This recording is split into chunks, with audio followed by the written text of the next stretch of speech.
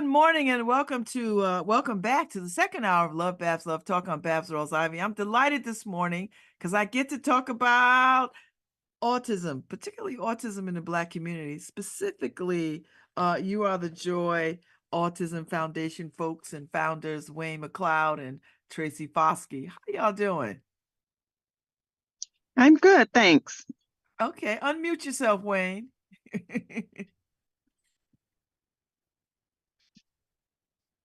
There we go. I'm doing well, Babs. How are you? I'm good. It's nice to have y'all. See y'all. Thank you. It's good to be here. So tell me about the Total Joy You Are. Did I say that right? Total Joy Are You Autism Foundation. Yes. Tell me why did you found this? What's the backstory?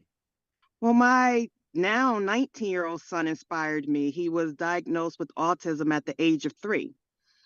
And it was a fight to find resources. And once I found them, I never wanted no one to have to walk through the shoes I walked through. So that's how we birthed Total Joy Are You Autism Foundation as a resource for families in the community. Okay. And so autism diagnosed at 3. Was that a surprise to you, or did you have hints, or did you see things that made you think I have to have my child checked out or something? It really was a surprise because, again, I'm not a talker, and so I just thought maybe he just was a kid who was like his mom, who didn't really speak much. My relatives and some of his relatives noticed he wasn't, speaking as much or making eye contact, and he wasn't responding to his name. And that's when I contacted his pediatrician to have him evaluated. Okay. And so where is he on the spectrum? Is because I think that's the language, right? This because it's autism is a spectrum. Yes. So his challenges are with his comprehension and with his social skills. So he's able to do everything you and I do, but he might have to take 5 steps instead of 2 to get there. Mm-hmm. Mm-hmm. Okay. And so Wayne Mccloud, your relationship to all of this? Yes, I'm blessed to be the co-chairperson, the president for the foundation, and it's been a awesome experience so far. Are you the dad? No, I'm not the dad. I'm the uncle, as he would say. Okay. Yep, Uncle Wayne. Uncle Wayne. All right. So when did the foundation come about? I know you didn't start it when he was 3, or did you? No, I didn't. I established it, and TJ was born in 2004. I established the foundation in 2015. Okay. I wanted to provide support groups for, our Black and brown families. When I was going to support groups, there were none in our area. And so I wanted to make that more accessible to those in the community, because not everyone has transportation to get to Brantford or North Brantford or North Haven for these groups. And I wanted to make it accessible for our community. And so that's when I started the foundation in 2015. Mm-hmm. And so the foundation does what exactly? So we offer monthly support groups. We social skills activities for the children and their families. We recently started a transition group for the kids post high school, and that's where our board president, Mr. Wayne Mccloud, falls in at. He's very great in that area, and the boys love him. So we started that, and we recently started Empower Her pageant for females with different abilities. Okay. All right. So, we don't talk about autism enough in the Black community. It's almost as if we don't know or believe there's autism in our community. That must have been very isolating for you, Tracey, to have a child and not see folks that look like you in these spaces. Talk a little bit about those early days. Very isolated. And I'm just going to rewind back to before I, gave birth and had my own child. I raised my niece, who is now 29, and a little cousin who is now 23. And so I've seen autism in the field of work I've done, but I've never seen it in my family and, like you say, in my community. And so it was very isolated. But at some point I had to come out of that because I would have been a disservice to my child. So I started to reach out for supports to assist me and my son and my family as well, so that they're able to understand him. And when I realized I had to go out to get those services, and that I wasn't the only one in my community that, needed these services, that's how the foundation became a part. I don't Mhm. want anyone to ever feel like there is no support and that they're the only one that's going through that. Mhm. And so when you joined, why? Like, what was it about this that you said, let me sign on, and not only do I sign on, but let me provide some leadership. Well, I'm always in the community. I love working with kids. I love working with people. I'm a Southern guy. I was always told, you have to get out, you have to do community service, you have to do volunteer service. I'm the guy that try to do a deed every day. So talking to Tracey and having interest, I got my interest by working with ACEs and working with cells with the kids over there. And I grew a passion for it. And we was out one evening talking, and it just came hand in hand, and it just went from one place to another to here, actually. Mhm. And like I said, it's been a blessing for me to be in this position and for us to be able to make a movement in the community like we will. So how many families are you working with, Trace? How many families have you seen come through your foundation's doors? About over 30, Wow. but probably a good 15 consistently. Mhm. That's a big number, considering that Yes. we don't see them, right? Like Mm-hmm. we just don't see these folks, and or maybe we're just not paying attention and we see them. Um so how do people find you? You can find me TJ Autism Foundation at iCloud.com, or you can visit the website at www.tjautismfoundation.com. So is April National Autism Awareness Month? Yes, it is. Okay. And so there's activities all month long trying to get people to understand what autism is, and the folks who have autism in their family to have community. Yes, yes. All month long, it's mentioned and it's throughout the media, but it's 365 days a year for us. Yes. So we're always constantly engaging in some sort of activity, whether it be an activity to deal with the children on the spectrum, or just to expose them and put them in all inclusive environments. Like Wayne and I just took a group of boys to a workshop on Southern's campus at the business school, youth entrepreneurs with youth Mhm. entrepreneurs of Connecticut, and the boys enjoyed it. Wow. All right. So you're raising some money. You're going to have a walk to raise some money. On when is that walk? The It's walk is 27. This Saturday, April 27th, and this is our fourth annual walk. And we are so excited, and we would love for everyone to join us. If you can't join us for the walk, there's other activities that we do that you could reach out to us and get that information, and we'll be happy to have you join us for one of the other activities. All right. So where's this walk kicking off from? This walk is kicking off at Dixwell Avenue, Q House 197 Dixwell Avenue in New Haven, Connecticut. We'll be kicking that off at 12 o'clock on Saturday, April 27th. And where y'all going? Like, where's the walk go? We're going to take the canal down to we're going to take the canal down to Thompson Street and come back up Dixwell Avenue and end up back at the Q House. Okay. All right. Are y'all expecting another guest? Are y'all expecting somebody else to join y'all? Not that I'm aware of. All right. Are we? Then I'm gonna Unless it's leave. Mr. Walton. Oh, okay. Yes, unless it's Mr. Yes. Okay. Okay. Oh no, never mind. That's our producer Harry. He said ignore Oh, it. okay. All right. So you're raising money. What will raising money do? And so this is the fourth year, which is amazing. How much money do you raise? How much money do you want to raise? And what does this money do? We're looking to raise $10,000, and this money is helping families with resources that sometimes insurances don't cover. It's helping us with our activities. It's helping us with workshops. It's helping us out with field trips for families, and it's helping us out with our pageants. for these girls, helping them get dresses or get other items that they may need for this pageant, and or pay the pageant fee so that they can be in it. We want them to be able to participate and not have to worry about finances as being a barrier. Okay.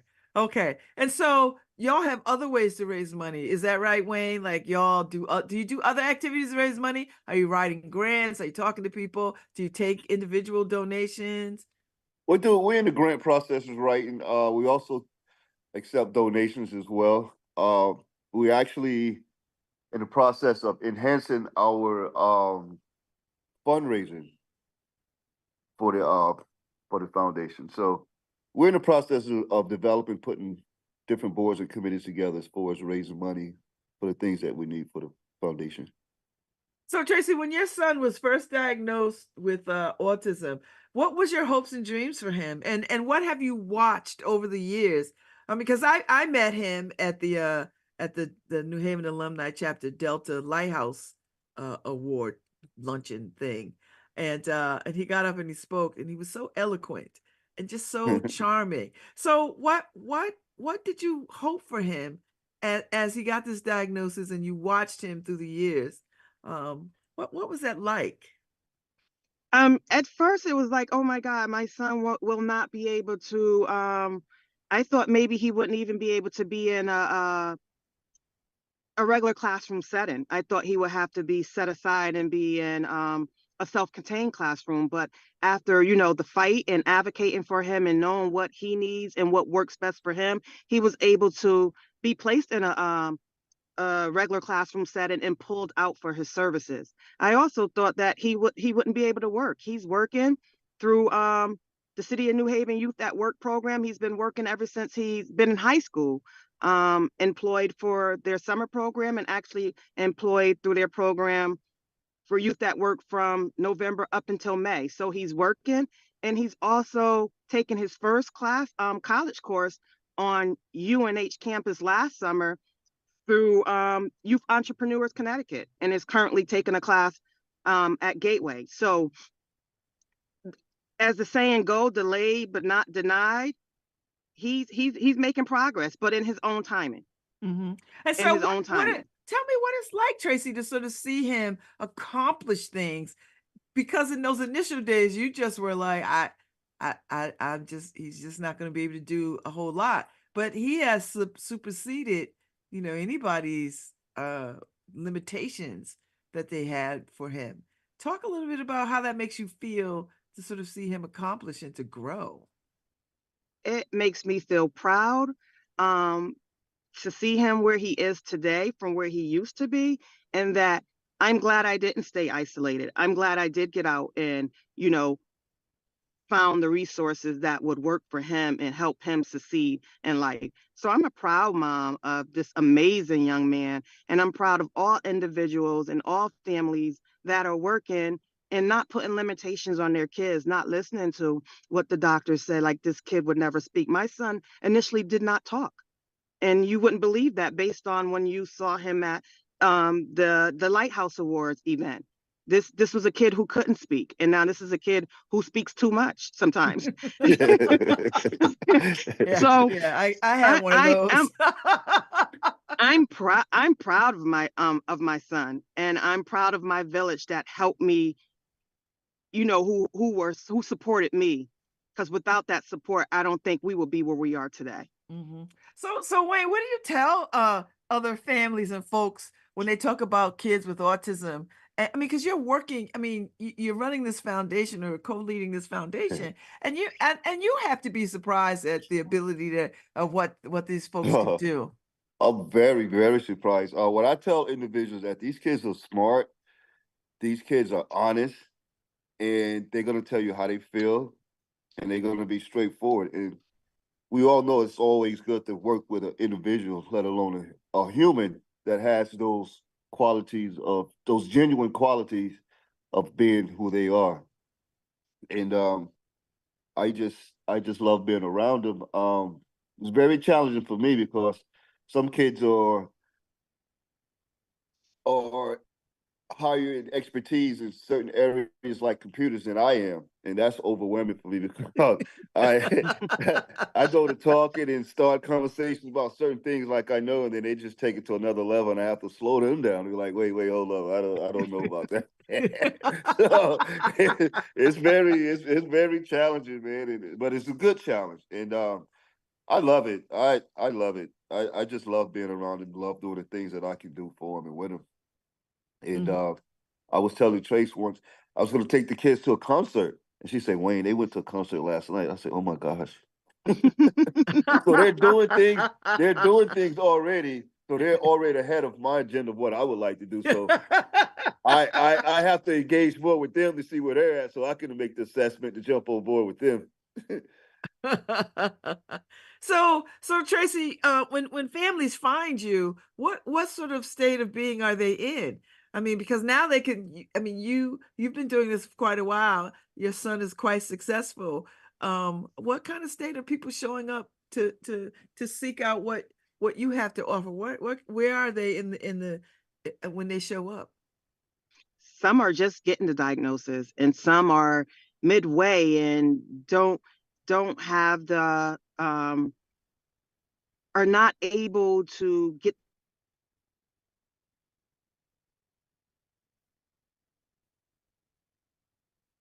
She might be a little frozen right there. So it might be a little Wi-Fi internet situation. So, Yeah, all right. I think she's going to continue with the resources that they're not getting that they're sure that she would Okay. love to provide for them. Okay. All right. And so are you surprised at the lack of resources that are not available, or that are far and in between? I'm surprised, uh, but again, I'm not. The other part, I'm not surprised. One part I am, and one part I'm not. Surprised that the resource is not really ready and available, and surprised that they're hard to find. Hmm. And So, even so, when you see we're hope. Black kids, it seems to be quite challenging. Yes, it does because I believe, I grew up around kids on the spectrum within the community, within the family, and we, as a people, treated them normal. We didn't treat them outside, or we didn't treat them as if they was any different from us. Um, and when you get in the setting, you have to follow certain guidelines, which is understandable. But our goal is to treat the kids normal, treat them as as like we are. Hmm. You know. Hmm. And so how long have you been working with kids? How long have you been a mentor? Woo, man. I've been a mentor. I've been a mentor ever since probably about 15 or 16, man. Really? Yeah, it all started with the family. I used to always take my cousins to the movies and stuff. Uh-huh.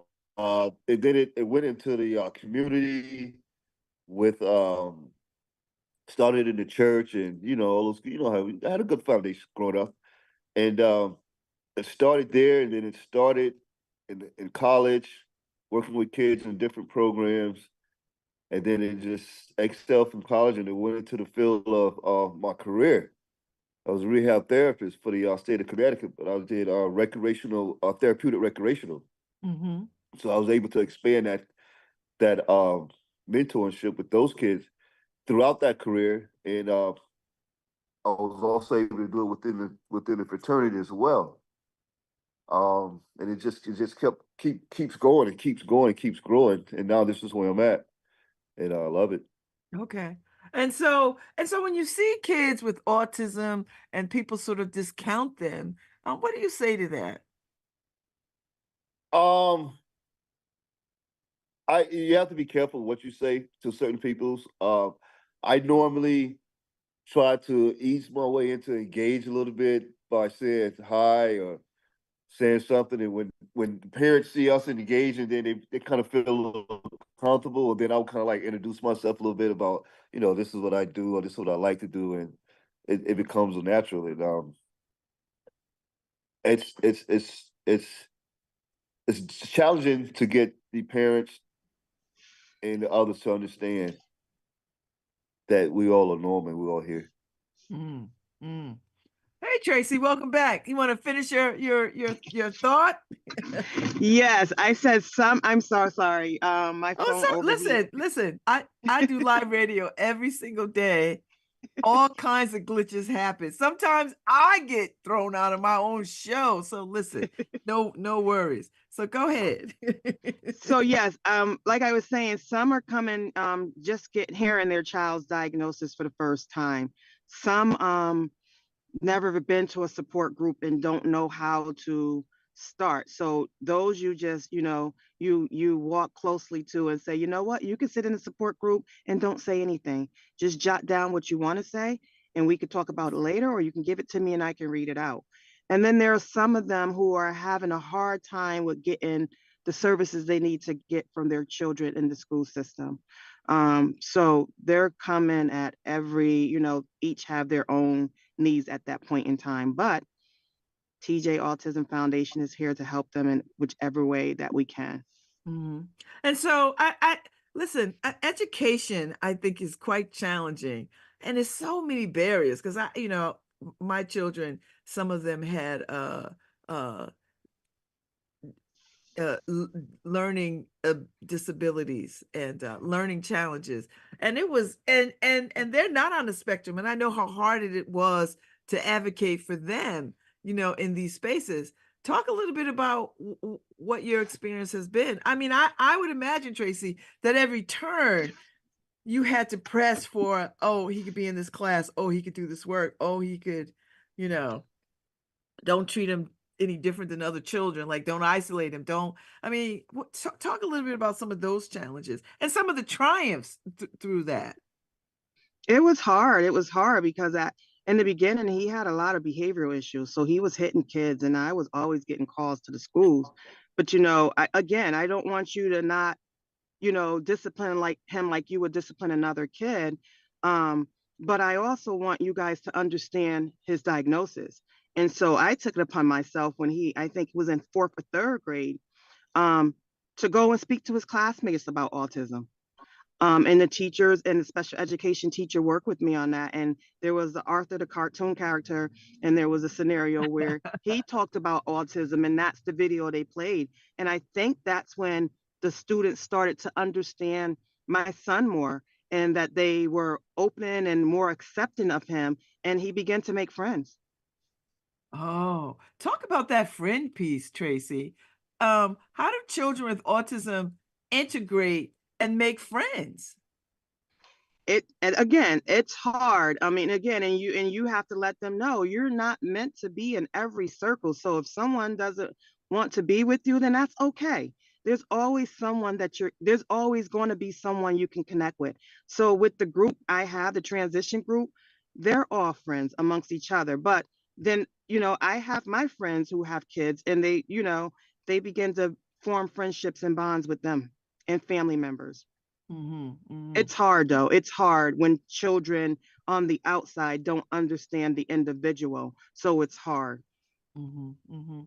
And so Wayne Mccloud, you've been working with children all of your life, your adult life. So what do you make of when kids are trying to make friends when they are on the spectrum, particularly with other kids who may not be on the spectrum? It's a unique bond that I see, especially with the kids that understand the kids that's on the spectrum. It's like they're patient, and it's like it's a genuine connection. Um, it's just something to see. It's beautiful. It's just something to see. I can't explain. It's hard to explain, but they do reach out, and others that are aware do accept that uh, friendship challenge and become friends. Hmm, hmm. So Tracy, tell me about the name.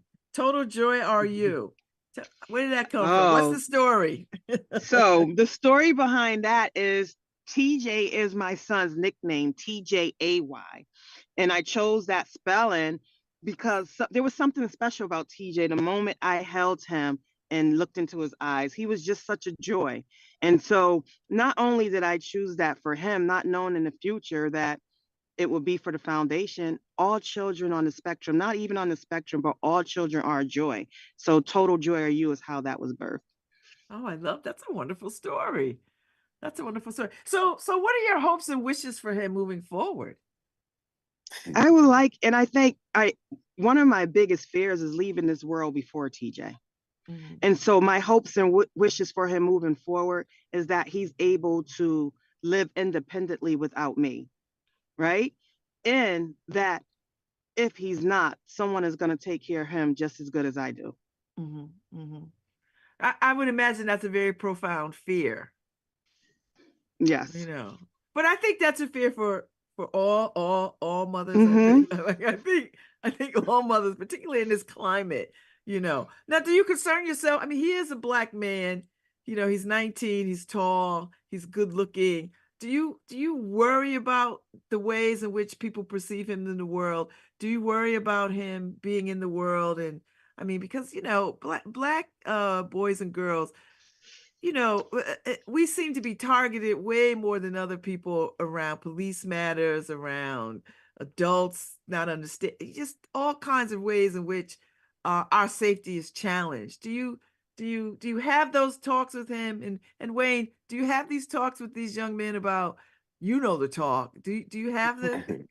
We haven't really gotten to that position yet. We still rubbing elbows, so to speak. Mhm. But that's one of the ultimate goals. Again, it's all about making assessments, and it's all about uh, being there for them and supporting them. So And Tracy, have you had the talk? oh, constantly. And I believe Holly Robinson Pete, for Pete's sake, um, she had an episode on her show where they had that conversation, and that opened the doors for me to have that conversation with TJ, because that's a show we will watch every night when it was running on air. But it's also a conversation I'm currently having with Helen Taylor with regards to collaborating with the police department and coming out and meeting with the boys and having that talk with them and letting them, not only the police department but the fire department too, because when they're responding to fires, there might be a child that's in the house hiding and that might not understand what's going on, and you might think that child's being defiant or you just don't know. So just educating the general population about autism. And so those are conversations that the support group and I have been talking about, and something that we're trying to get up and running for the future so that we can have them not only have the conversation with them, but actually have them meet the men in blue and the men in these uniforms, so that if they ever were approached, they won't run from them or they won't grab their phone or something that will probably cause them their lives, Yeah. And because I mean the population isn't not we've seen that educated. instance, and you know, Tracy, this is a good point because if you've never experienced anyone on the spectrum, whether you're law enforcement or anything, you don't know what to do or how to act. And so I find this to be a very sort of critical thing because your son is of age where he can kind of move freely about the world, right? Like Yes. he can move freely. And he's not wearing a sign that says, I have autism, I'm on the spectrum. He's like in a regular clothes like you and I walking these streets, you know. Yes.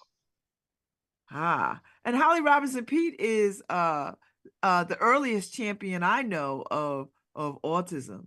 You know, she Yes. has been her and her husband have been front and center with the work that they've done for raising awareness around autism. So that must have been helpful to see another black family at that level talk about autism. Yes, it really was. And it was around the time of the Trayvon Martin. So and my son is really, really passionate about gun violence, and that's something he wants to work on advocating for. So just to have that conversation being held on the TV screen and seeing someone that looked like you and that's actually on the spectrum as well was a way for him to connect. Okay. Okay. So this walk is on Saturday at noon. You're walking on the Farmington Canal, the trail that goes through, Yes. um, and you're raising money for TJ, Total Joy RU. And you've got a pageant for the young ladies coming up. So you had a lot going on. Yes, those are our two biggest fundraisers, the walk and the pageant. And when is the pageant? The pageant is in November 2024. This will be our second pageant. So they've got time. So they've got time to raise money, get gowns, secure makeup. Yes. Where's All it? of that. Do you have a place where it's going to be hosted? Last year we had it at Career High School and it was amazing. So hopefully we could secure that same spot. But we'll be probably posting that information around the summertime. Okay, because I love a good pageant. I'm a pageant girl, so I love I love a pageant. We'll have you come in as a judge if you're available. I love a good pageant. Let me tell you something. So well, I so appreciate you, Tracey, coming on and talking about autism. April is National Autism Awareness Month. And it is an honor to have met your son. I admire the work that you're doing. Wayne, it's always good to see you. It's always good to see you. Like always, I think you're the best, Babz. You're the best in the business. Yeah, she is. Oh, y'all are kind. So I'm looking forward to hearing more about this walk, seeing the walk. I hope that you raise all the money that you want to raise. Let me get my coins right so I can make a donation of some sort. I can't promise you I'll be out there walking. I might come up and show up, but I don't know how. Come out. We're going to have game trucks, face painting. Just come out to have a good time. Registration is 10:30 to 11. Okay. Correct. Registration is 10:30 to 11. And you're kicking off from the Q House. Yes, at 12 o'clock. Okay. Right. And now, how do you get to the canal from the Q House? Where is it? You take Canal Street, where the library, the entrance of the library. You take that straight up, and you walk that. Oh straight yes, up canal. I see it now. Like past the skateboard park and. Yes. Okay, because I was like, how do we get to the canal from over there? Oh, so this would be really good. I hope the weather is good. But whether the weather is good or not, the walk still will happen. I would. Yes, we'll just be indoors. We'll Okay. just be indoors. Yes. Okay. Well, thank you, Tracey Foskey. And Tracey Foskey is my sorority sister. Full transparency. So, yes. And we are in the Yale Access to Law School program. So, yes, we are. Before you go, you want to become a lawyer so that you can work on these kinds of issues. Correct. I want to be able to be a resource for families, and yes, you said it. I want to be able to provide additional services outside of the support groups and everything else. Yeah, see, look at us. We need more lawyers out there and women of color, especially, to work on these kinds of issues. Thank you so much, Tracey, for coming on. Thank you, Wayne, for coming on. And thank you, Kevin Walton, for producing this segment. Yes, thank you for having us. We appreciate it. See you Saturday. Take good care. Thank you, Harry Jones. We are on our way out. I'll be back tomorrow, y'all. Don't forget, make your way to the Q House at noon. They have registration open at 10:30. And if you can't then make a donation. Make a donation. All right, I'll see y'all later.